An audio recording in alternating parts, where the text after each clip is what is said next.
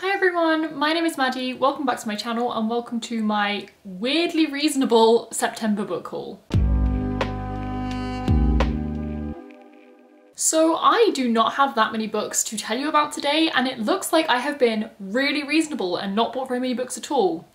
That is not completely true. I have probably more than 10 books which I am waiting to get to me, so they will all be my book haul next month. I did consider wrapping these two into one, but knowing how many books I already have either on order or on pre-order or like they're out for delivery but not here yet, I realised if I wrap them all up into one book haul next month, it's going to be way too long. So we're going to get the ones I did get this month out of the way. There are, I think, 7 books, so really not too many, but next month is going to be a much bigger book haul, especially as I also have a lot of books I've been putting off buying for a while and I'm getting exceedingly tempted, so...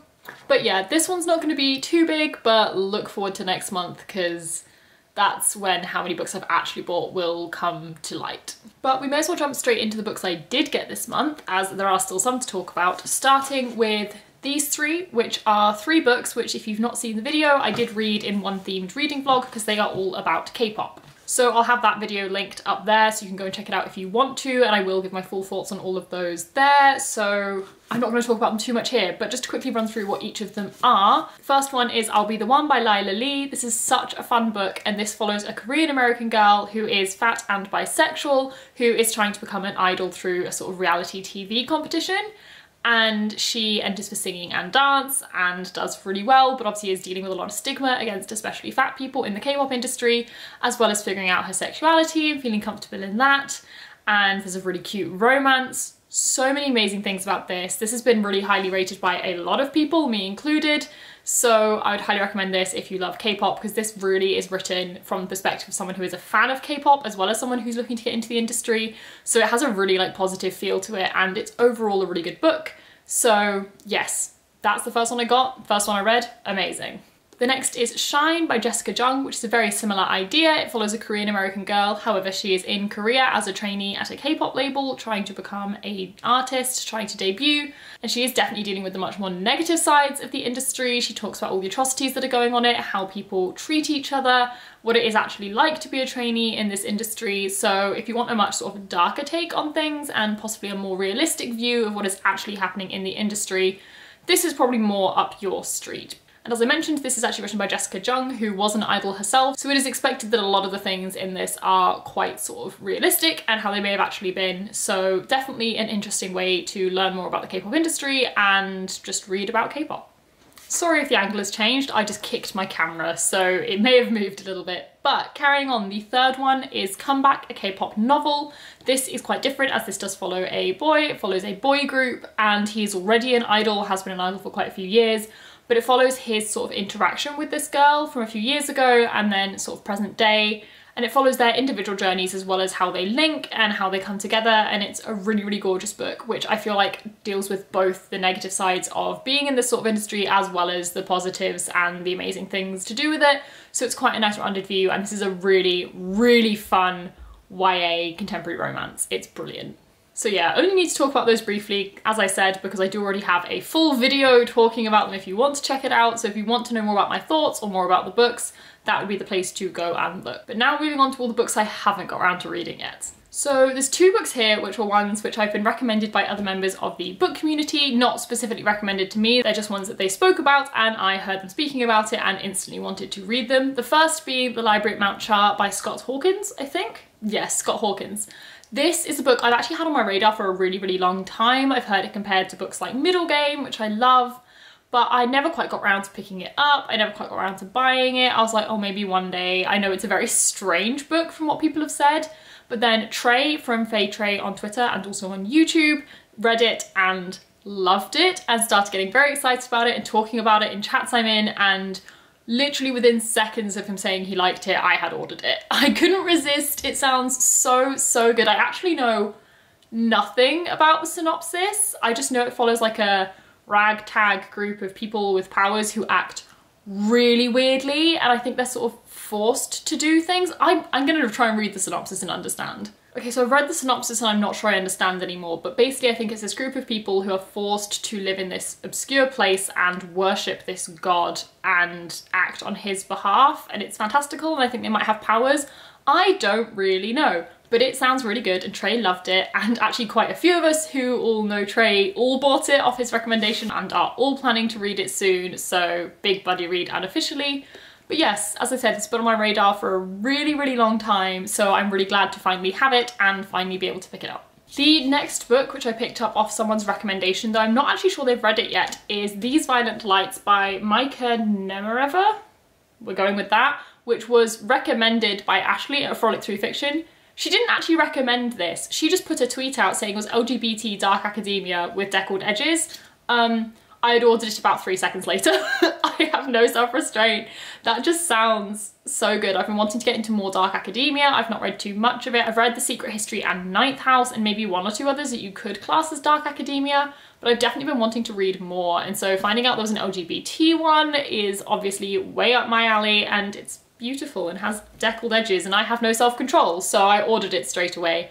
This, I think, follows a guy who goes to college and gets drawn into some sort of strange obsession with another guy, and it gets dark. I'm not exactly sure how. I don't want to because it's kind of mystery thriller-esque being dark academia, so I want to go in pretty much completely blind.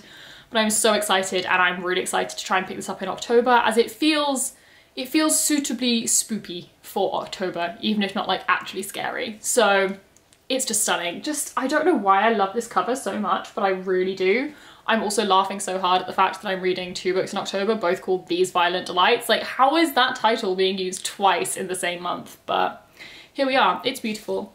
It has deckled edges and therefore I am happy. So I got this one.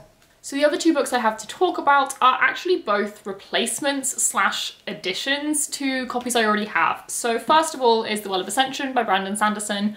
I own the whole Mistborn trilogy in the UK paperback, but I don't like reading the UK paperbacks because they stress me out because they are so stiff and they're so chunky, so the spines just disintegrate, and I love those editions. I think they're really pretty, so I am buying the US paperbacks to read because it's just easier, because look at that, that's so much easier to read than something really stiff.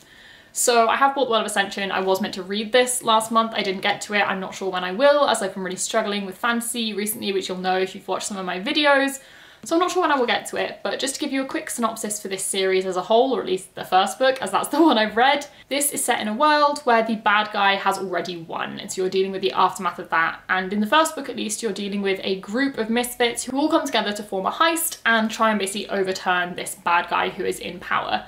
I don't know too much more than that. The first book actually rounded out really nicely on its own, so I have no idea where the series is going to continue, but I'm definitely very intrigued, especially as the title for this was referenced in the first book as like, I think something that's already happened. So I'm just so unbelievably intrigued by this. I really liked the characters in the first book. I really liked the idea. So I'm definitely excited to continue when I am no longer terrified of really big fantasy books, which could be a while, but that's all right. I have it for whenever I need it.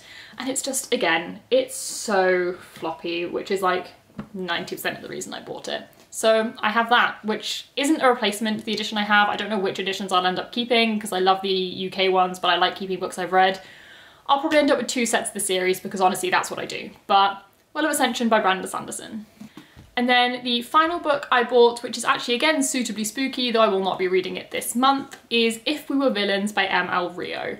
I have heard the most phenomenal things about this. I feel it's often compared to The Secret History, which I didn't adore, but again, another dark academia, but follows like people who love Shakespeare, which as a theatre lover is like close enough for me. Yes, I tend to like musical theatre and Shakespeare definitely isn't that, but it's close enough for me and I'm very intrigued. This has come highly recommended from so many people. And I do actually already own a copy of this, just to ignore the big sticky mark. I got this from a charity shop and I've not cleaned it off properly yet.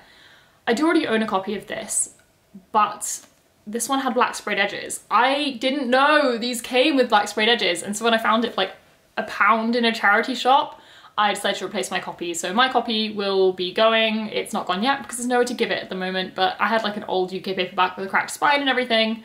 So this one's in better condition and had black sprayed edges, which is really, really cool. So I've got this one. And so plot-wise, I don't know much. As I said, it follows a group of students who are really into Shakespeare and basically speak as in reciting some of his lines quite a lot, I get the impression. And then something dark academia, thrillery-ish will happen. Who knows what? I don't know. I've been meaning to get to this for ages. I've just noticed it's blurbed by Emily St. John Mandel and I really like Station 11. So I'm definitely very optimistic about this. It's come highly recommended from a lot of people, from Ellie at Fairy on the Shelf on Instagram, Books and Lala really likes it. Lots of people. I'm very, very excited to get to it. So there you have it. That is my very reasonable stack of 7 books which I bought this month, which is so easy to lift. Oh my god, I can't get over how easy it is to pick this stack up. Normally I'm falling over trying to pick up my stacks for hauls, but that's it. Yeah, I'm surprised even by myself that there's not more than this. Normally I buy more books than this in a month, even though I try really hard not to. I always end up doing it. And I say that I haven't, I've bought a lot more than this. They're just not here yet. So I can't really be too proud of myself, but I tend to class my books as bought when they arrive with me. Otherwise, books I pre-order like 6 months in advance would count as bought, and then I would track like how long it took me to read them, and it would be ages, even though I didn't even have a copy to read yet. But I can guarantee my haul for next month is going to be a lot bigger because I have many books I've already ordered for a certain video. I have at least 2 pre-orders coming in, 1 in multiple editions. There's a lot. There's a lot of books that I already know I've got coming in, and I also don't have self-restraint, so there'll probably be more. So look forward to next month where it'll be a much bigger haul, probably. Oops. But that's it for this month. So thank you so much for watching. If you enjoyed this, please leave a thumbs up. Comment down below. Did you buy a lot of books this month? Were you really good like me and didn't buy too many? I would love to know because I like talking about books, don't we all? That's why we're all here. But yeah, that's it. So if you subscribe if you'd like to see more content from me, all my other social medias are linked down in the description like they always are. If you'd like to connect on any other platform, I do Twitter and Bookstagram and Goodreads, all sorts. But that's it for this video. So bye, and I'll see you in the next one.